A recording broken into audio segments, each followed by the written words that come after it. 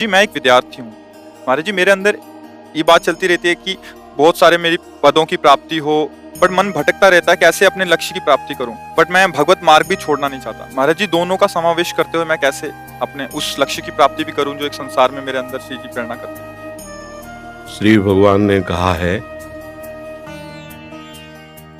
अनेक चित्त विभ्रांता मोहजाल समावृता। हमारी चित्त वृत्ति भ्रांत हो चुकी है अनेकता में। हमें बहुत से नाम रूप जड़ चैतन्य अच्छा बुरा गुण अवगुण ये सब कुछ दिख रहा है। मोहजाल समावृता, मोह माने अज्ञान होता है, अविद्या होती है। इससे हमारी बुद्धि आवृत माने ढक गई है। ढक जाने के कारण जो है वो दिख नहीं रहा है। कौन?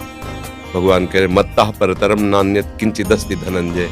इस संपूर्ण सृष्टि में मेरे सिवा कोई नहीं है। जब सृष्टि प्रभु ने रची तो किसी बाह्य सामग्री का कहीं भी किंचन मात्र कुछ नहीं था।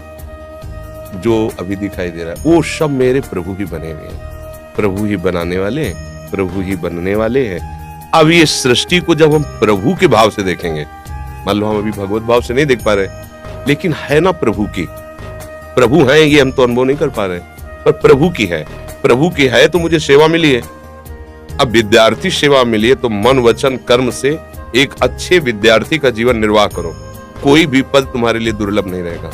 यदि आप मन वचन कर्म से विद्या को भगवान का स्वरूप मानकर अपना कर्तव्य भगवान की प्रसन्नता का हेतु रख करके विद्या अध्ययन करोगे तो विद्या भगवान प्रदान करते हैं। ये जो हम अपनी विद्या पढ़ के बुद्धि से करते हैं एक सीमित होती है, और जो भगवान विद्या प्रदान करते हैं तो असीम विद्या होती है।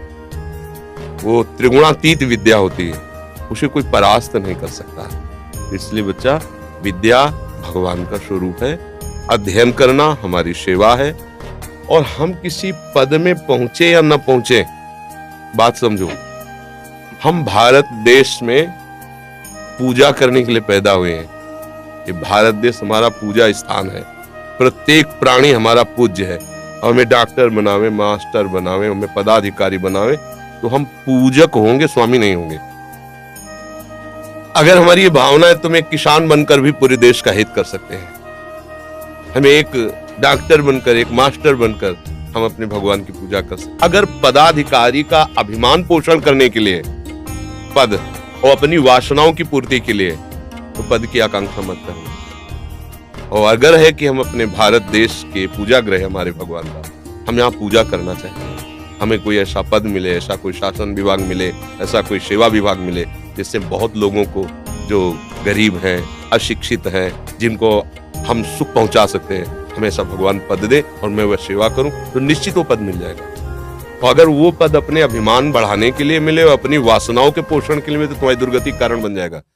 चाहे जितने बड़े पद में बैठे हो, अगर आप कहीं दूसरों का शोषण करने लगे, अधर्म द्वारा चलने लगे तो आपकी दुर्गति हो जाएगी। क्योंकि ये पुण्य बल से कुछ समय के लिए मिला है, इसके बाद हट जाएगा। जब शरीर ही नहीं रहेगा तो ये पद कैसे रहेगा? और हमें शरीर मिला परम पद के लिए, जिसको कभी कोई भी नहीं हटा सकता, अविचल अविनाशी पद के लिए।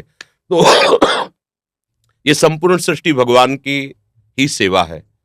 इसको हम अलग न ले कि माला चलाना एक अलग बात है और हल चलाना या और कार्य करना अलग बात, दोनों एक बात है। वो प्रभु का पार्षद माला चला के प्रभु को प्रसन्न कर रहा है, एक प्रभु का पार्षद बॉर्डर पे खड़ा होकर के गोली चला करके वो भगवान की सेवा कर रहा है। उसमें कोई अंतर नहीं। तो इसमें ये दो विभाग हो ही नहीं सकते कि एक संसार विभाग हो गया, एक भगवान का विभाग, तब तो बड़ा गलत हो जाएगा। एक का ही विभाग है, सेवा के अलग अलग विभाग हैं। ये बात समझना। आपको समझ में आई?